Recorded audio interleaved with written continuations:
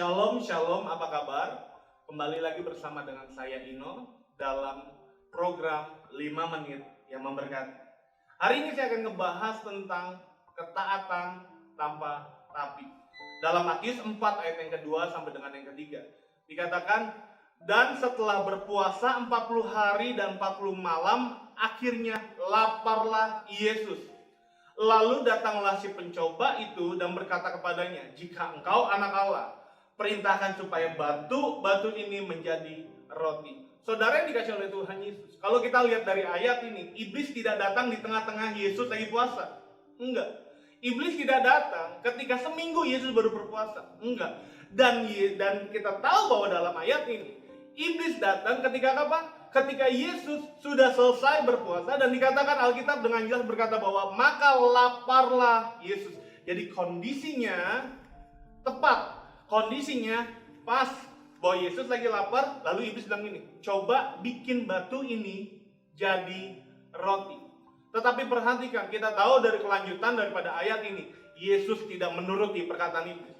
Kenapa? Karena dengan jelas bahwa tanpa dia harus menuruti perkataan iblis, dia sudah menjadi anak Allah.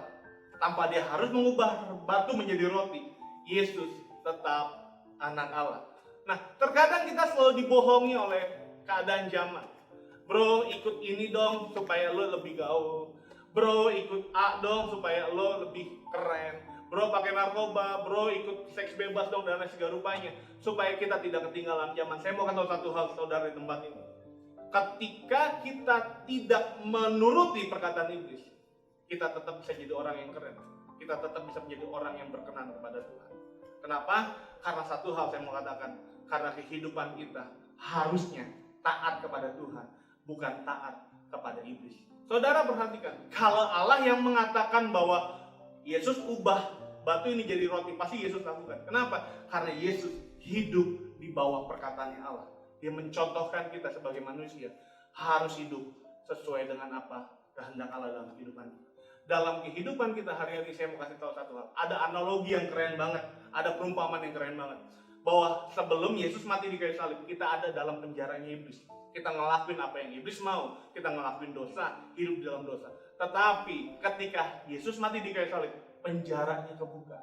Kita punya 3 pilihan. Yang pertama, kita stay dalam penjaranya iblis, yang melakukan dosa apapun yang iblis mau, kita menjadi budak dosa, kita terus melakukan apa yang tidak berkenan di hadapan Tuhan. Atau yang kedua, keluar dari penjara iblis, berhenti melakukan dosa, tapi cuma jadi orang baik.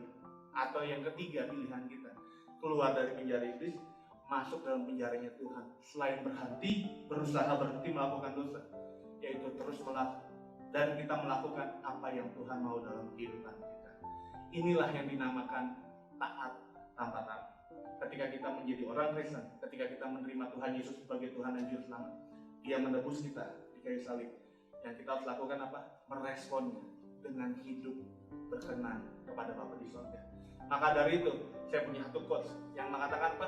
Memiliki ketaatan tanpa tapi. Perhatikan, ketaatan nggak boleh pakai tapi. Taat ya taat aja. Adalah manifestasi hidup kita yang hidup di bawah pemerintahan Allah. Jadi mulai hari ini yuk saya ajak sama-sama jadi orang Kristen yang berkenan kepada Tuhan dengan cara melakukan ketaatan tanpa tapi. Itu aja. Tuhan Yesus memberkati. God bless you.